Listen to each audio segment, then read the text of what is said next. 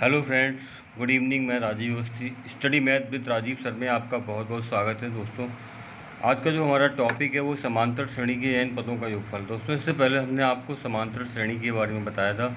वह क्रम जिसमें उत्तरोत्तर पद यानी कि अगला पद पहले व पूर्व पद से एक सम या अचर अंतर रखता है, उस श्रेणी को आप समांतर श्रेणी कहते हैं। इसके बारे में हमने आपको बताया था। सामान्य रूप से समांतर श्रेणी इस रूप में होती है: a plus d comma a plus 2d comma a plus 3d dot dot dot. इस तरह अगर हम इसी श्रेणी का कोई व्यापक पद निकालते हैं तो हमने आपको एक फार्मूला बताया था। इसको आप टी एन nth टर्म nवें नंबर का पद, इसको आपको निकालने का तरीका होगा a plus n minus 1 into D. Sorry, ये -1 लिखा हुआ है। इनमें सभी शब्दों, सभी अक्षरों का मैं अर्थ आपको क्लियर दोबारा कर देना चाहता हूँ। पहला जो वर्ड है T for term, A for first term, N क्रम सीरीज नंबर और डी इसका कॉमन डिफरेंस है। तो ये आपको श्रेणी में कहीं से भी किसी पद का मान निकालना है तो आप इस सूत्र का उपयोग कर सकते हैं। क्या है? टी इक्वल टू, स्पष्ट लिख दे रहा हूँ, T N equal to A plus N minus 1 into D. ये रहा आपका। और इसी क्रम में अगर आप एक निश्चित क्रम के सभी पदों का योगफल निकालना चाहते हैं तो आपके लिए एक फार्मूला सुझाया था हमने, S N is equal to N by two bracket 2a plus N minus 1 into D. इसमें आपको एक अन्य फार्मूला भी आपको सुझाया गया था, N by two bracket A plus L. यहाँ पर जो एल है आपका, उसका मान होता था अंतिम पद। अगर आपको अंतिम पद और प्रथम पद पता है तो आप वहाँ पर आपको डी की भी ज़रूरत नहीं होगी एन वाई टू से मल्टीप्लाई करने पर। तो दोस्तों, ये तो हमारे रहे फार्मूले। समांतर श्रेणी के पदों को ज्ञात करने से संबंधित कुछ प्रश्न हमने उस वीडियो में कराए थे, लेकिन अब हम यहाँ पर आपको सिर्फ समांतर श्रेणी के इन पदों के योगफल के बारे में बताएंगे।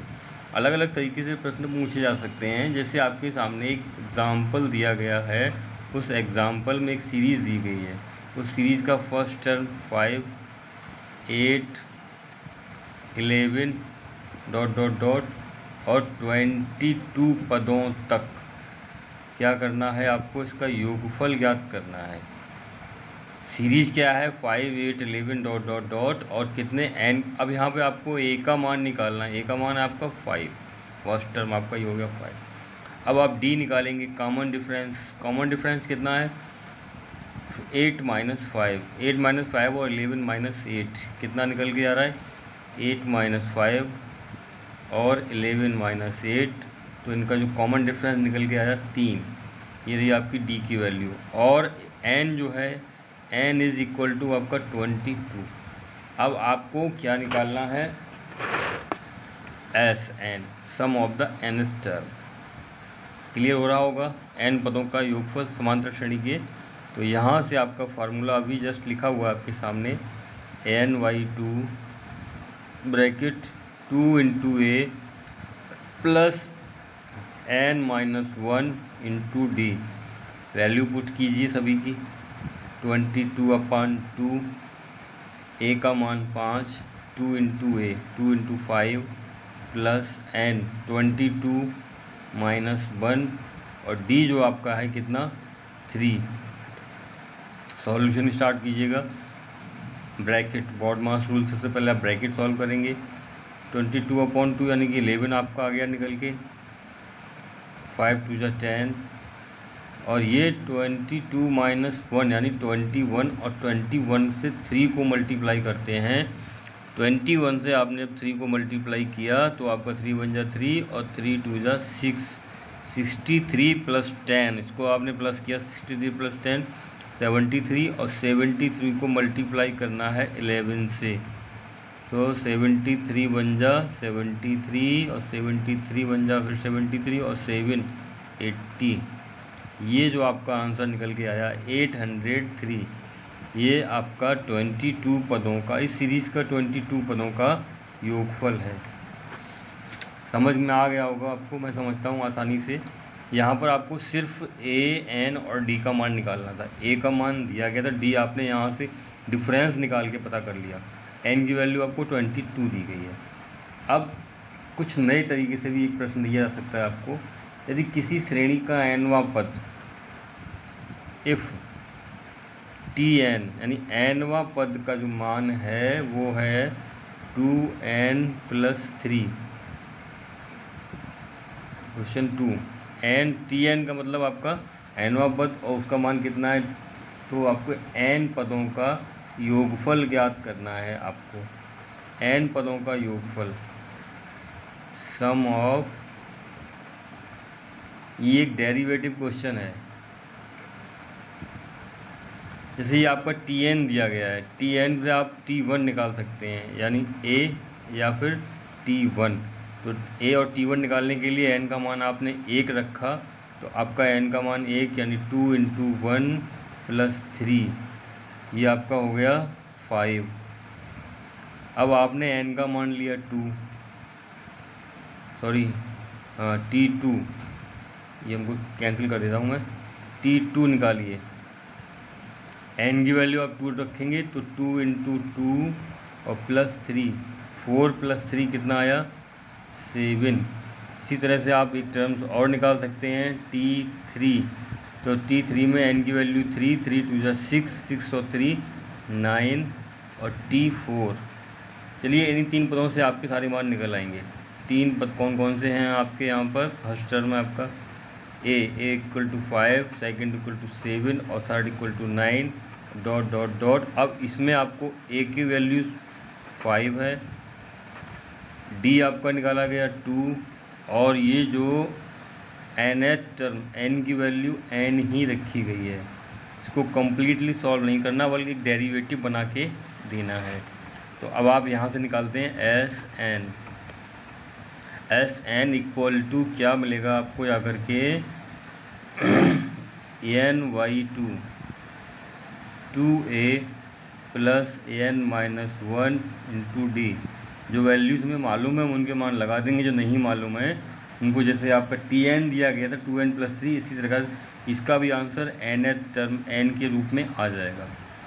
n की वैल्यू 2, n/2, n की वैल्यू n, 2a यानी ब्रैकेट में 2 × 5 और +n-1 × ये d का मान आया आपका 2। इसको आप सॉल्व करना स्टार्ट कीजिएगा।